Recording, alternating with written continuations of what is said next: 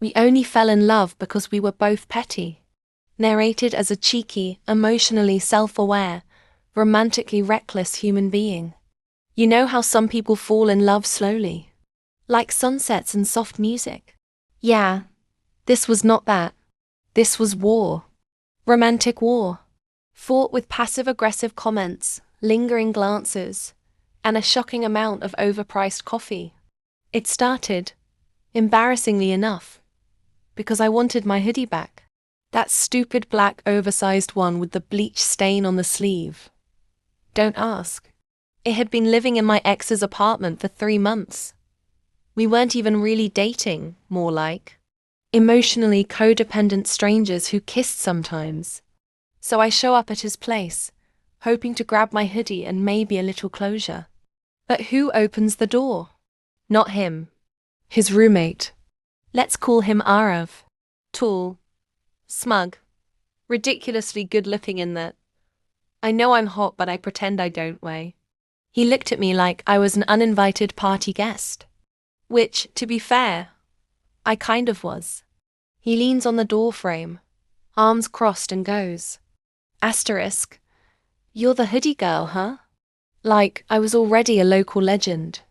Now listen, I'm a lot of things: emotionally unstable, dramatically caffeinated, but passive is not one of them.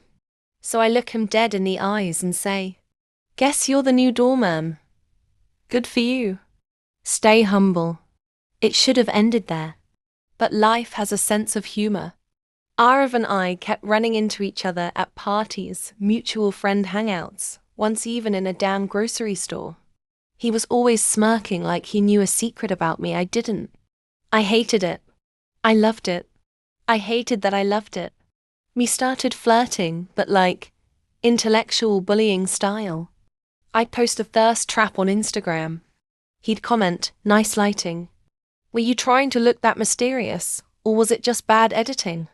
I'd reply, thanks for your feedback. You're still blocked on Spotify playlists though.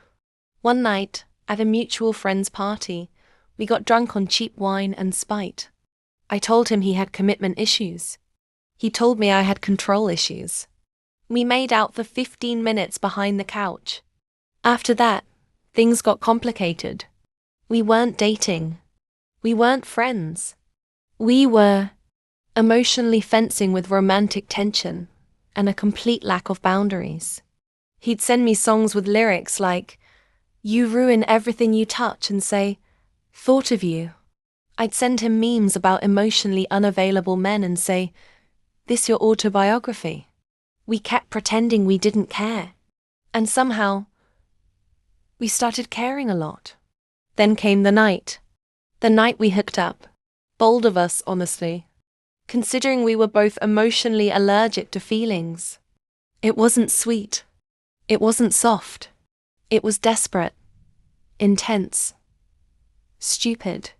The kind of night where you look at the other person and think, God, I hate how much I want you. The next morning, I woke up expecting regret. Instead, I found him cooking eggs shirtless, of course, because dramatic entrances are his thing, and he says, Asterisk, you snore like a baby rhino. To which I replied, Asterisk, good morning to you too, emotionally repressed barista boy. Somehow, that became a thing. US. Fighting. Flirting.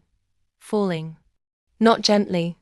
We crashed into each other like two trains full of sarcasm, trauma, and romantic delusion. But beneath all the banter and brutal honesty, there was something warm. Like, he saw me. All the mess. All the mood swings.